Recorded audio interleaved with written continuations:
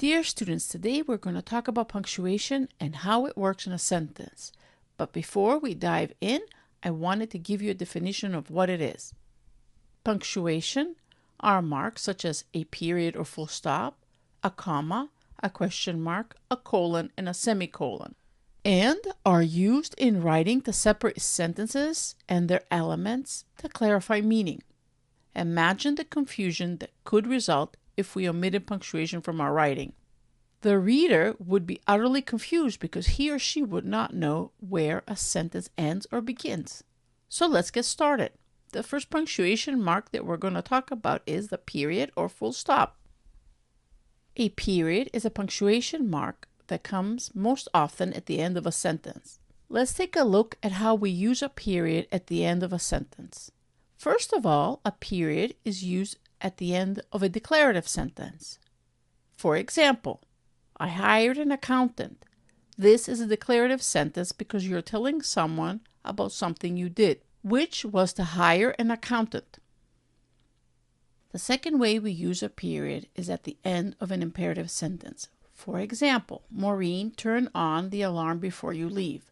This is an imperative sentence because you're telling Maureen to do something. In this instance, you are telling Maureen to turn on the alarm before she leaves.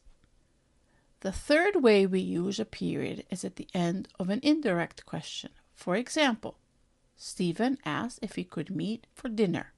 This is an indirect question because you're telling someone about a question someone else asked. In this sentence, it is Stephen who asked the question.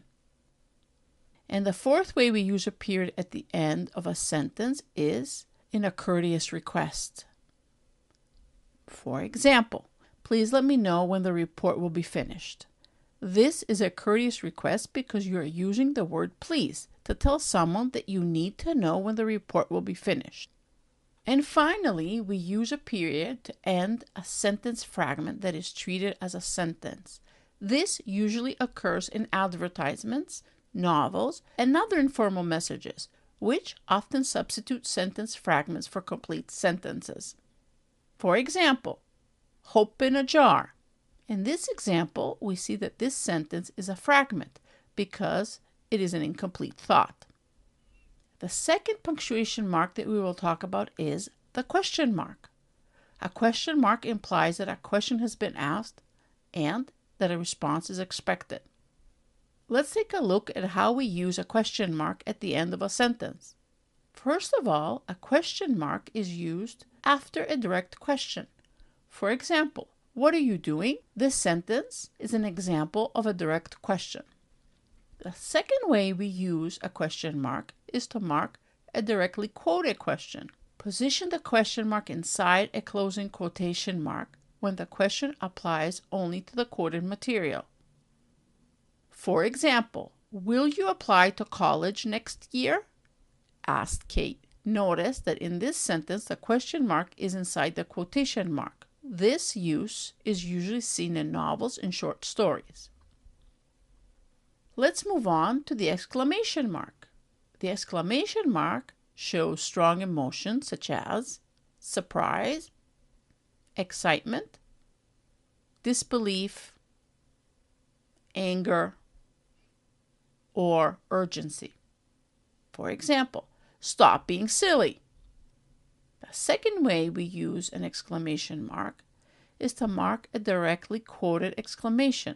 In this case, position the exclamation mark inside a closing quotation mark when the question applies only to the quoted material. For example, I could hear the screaming all the way outside. Stop fighting now. The next punctuation mark we're going to look at is semicolons.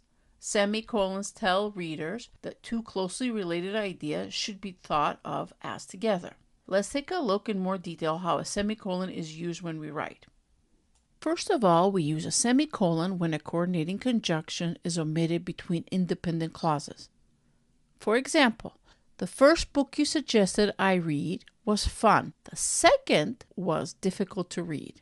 In this sentence, the coordinating conjunction but was omitted, so we use a semicolon to connect the two independent clauses. The second way we use a semicolon is when we want to separate items in a series when more of the items in the series contain internal commas. For example, the 4 largest cities in the world are Tokyo, Japan, Delhi, India, Shanghai, China, and Mexico City, Mexico. The last punctuation mark I'm going to talk about in this lecture is the colon.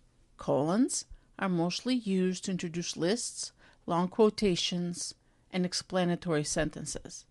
Let's take a look at how we use the colon in a sentence.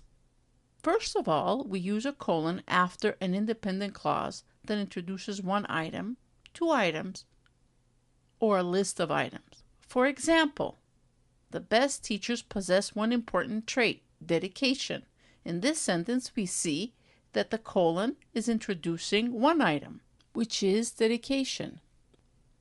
Let's take a look at another example. The best teachers possess 2 more traits, patience and kindness. In this sentence, we see that the colon introduces 2 items, patience and kindness. And the final example is Twitter is now used for work, personal, educational, financial, and political messages.